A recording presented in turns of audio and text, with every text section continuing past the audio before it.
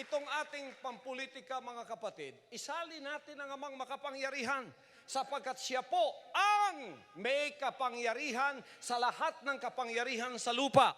Every government, every powers that be is ordained by God.